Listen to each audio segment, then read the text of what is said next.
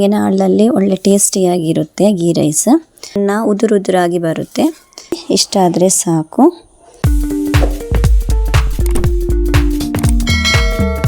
Hello friends, welcome back to my channel. ಇಲ್ಲಿ ನಾನು ghee rice ಅನ್ನು ಮಾಡ್ತಾ ಇದ್ದೇನೆ. ಅದಕ್ಕೆ ಒಳ್ಳೆಯಾದ ಕಾಂಬಿನೇಷನ್ ಆದ ಚಿಕನ್ ಗ್ರೀನ್ ಕರಿಯನ್ನು ಮಾಡ್ತಾ ಇದ್ದೇನೆ ಫ್ರೆಂಡ್ಸ್. ಇಲ್ಲಿ ನಾನು ಫಸ್ಟಿಗೆ ಗ್ಯಾಸ್ ಆನ್ ಮಾಡಿ ಕುಕ್ಕರನ್ನು ಇಟ್ಕೊಂಡಿದ್ದೇನೆ. ಅದಕ್ಕೆ 2 ಸ್ಪೂನು ತುಪ್ಪವನ್ನು ಹಾಕ್ತಾ ಇದ್ದೇನೆ.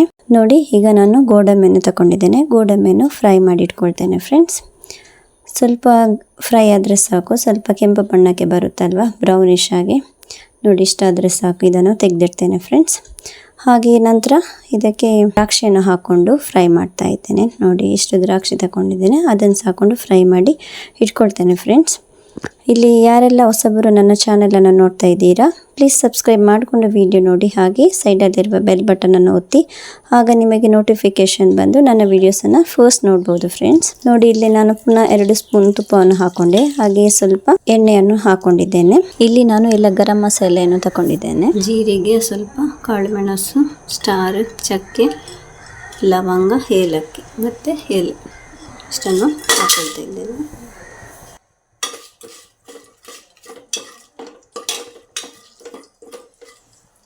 ಇಡೀ ಗರಂ ಮಸಾಲೆ ಫ್ರೈ ಆದಮೇಲೆ ನಾನು ಇಲ್ಲಿ 1 ಟೀ ಸ್ಪೂನು ಜಿಂಜರ್ ಗಾರ್ಲಿಕ್ ಪೇಸ್ಟನ್ನು ಹಾಕ್ತಾ ಇದ್ದೇನೆ. ಇದು ನಾನೇ ಮನೆಯಲ್ಲಿ ರೆಡಿ ಮಾಡಿದ್ದು. ಇದನ್ನೀಗ ಚೆನ್ನಾಗಿ ಫ್ರೈ ಮಾಡ್ಕೊಳ್ಬೇಕು. ಅದರ ಹಸಿ ವಾಸನೆ ಹೋಗುವವರೆಗೆ ಅದನ್ನು ಸ್ವಲ್ಪ ಫ್ರೈ ಮಾಡಬೇಕು ಫ್ರೆಂಡ್ಸ್. ಈಗ ಇಲ್ಲಿ 1 ಮೀಡಿಯಮ್ ಸೈಜಿದು ಆನಿಯನನ್ನು ನಾನು ಹಾಕ್ತಾ ಇದ್ದೇನೆ, ಸಪೂರ ಕಟ್ ಮಾಡಿ. ಇದನ್ನು ಸಹ ಚೆನ್ನಾಗಿ ಮಿಕ್ಸ್ ಮಾಡಿಕೊಂಡು ಫ್ರೈ ಮಾಡ್ಕೊಳ್ಬೇಕು ಸ್ವಲ್ಪ ಹೊತ್ತು.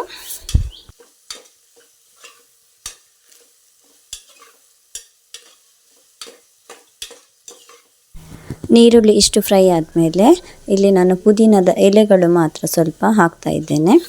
ಮತ್ತು ಅದನ್ನು ಸಹ ಸ್ವಲ್ಪ ಮಿಕ್ಸ್ ಮಾಡ್ತಾ ಇದ್ದೇನೆ ಫ್ರೆಂಡ್ಸ್.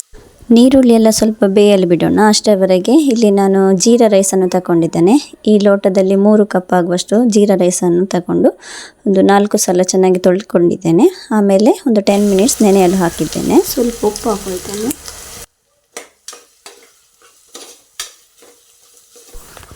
ಇಲ್ಲಿ ನಾನು ತೆಂಗಿನ ಹಾಲನ್ನು ತಗೊಂಡಿದ್ದೇನೆ ಫ್ರೆಂಡ್ಸ್. ತೆಂಗಿನ ಹಾಲಲ್ಲಿ ಒಳ್ಳೆ ಟೇಸ್ಟಿಯಾಗಿರುತ್ತೆ ಗೀ ರೈಸ್.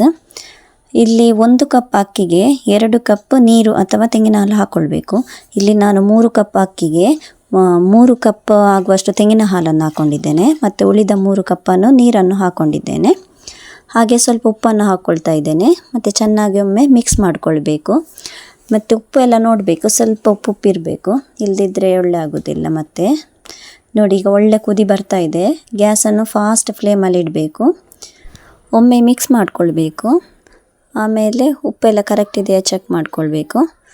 ಈಗ ನಾನು ಇಲ್ಲಿ ಹಾಫ್ ಲೆಮನಿದ್ದು ಜ್ಯೂಸನ್ನು ಹಾಕ್ತಾ ಇದ್ದೇನೆ. ಆಗ ಅನ್ನ ಉದುರಾಗಿ ಬರುತ್ತೆ. ನೋಡಿ, ಈಗ ಪುನಃ ಕುದಿ ಬರ್ತಾ ಇರುವಾಗ ಇಲ್ಲಿ ನಾನು ನೆನೆದ ಅಕ್ಕಿಯನ್ನು ಹಾಕ್ತಾ ಇದ್ದೇನೆ ಫ್ರೆಂಡ್ಸ್. ಹಾಕ್ಕೊಂಡು ಒಮ್ಮೆ ಸರಿಯಾಗಿ ಮಿಕ್ಸ್ ಮಾಡಿಕೊಳ್ತೇನೆ. ನಂತರ ಪುನಃ ಕುದಿ ಬಂದ ಮೇಲೆ ಕುಕ್ಕರದು ಮುಚ್ಚಳ ಮುಚ್ಚಿ ವಿಸಿಲನ್ನು ಹಾಕ್ತಾ ಇದ್ದೇನೆ. ಖಾಲಿ 1 ವಿಸಿಲ್ ಸಾಕು. ಮತ್ತು ಅದು ತಣ್ಣಗಾಗಲು ಬಿಡಬೇಕು. ಇದಕ್ಕೆ ಸೂಪರ್ ಕಾಂಬಿನೇಷನ್ ಆದ ಚಿಕನ್ ಗ್ರೀನ್ ಕರಿಯನ್ನು ಹೇಗೆ ಮಾಡೋದು ಅಂತ ಶೇರ್ ಮಾಡ್ತೇನೆ.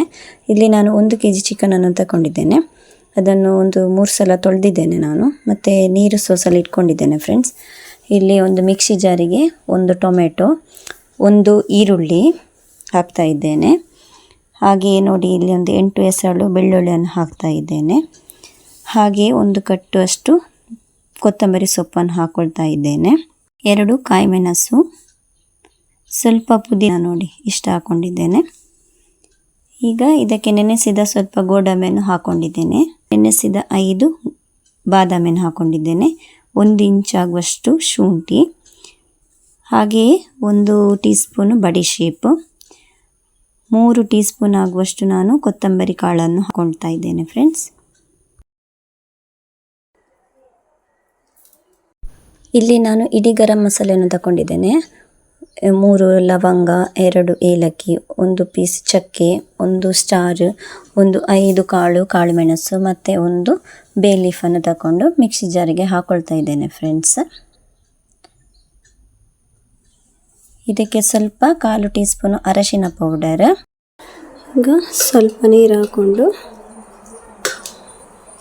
ನುಣ್ಣಗೆ ಗ್ರೈಂಡ್ ಮಾಡಿಕೊಳ್ಬೇಕು.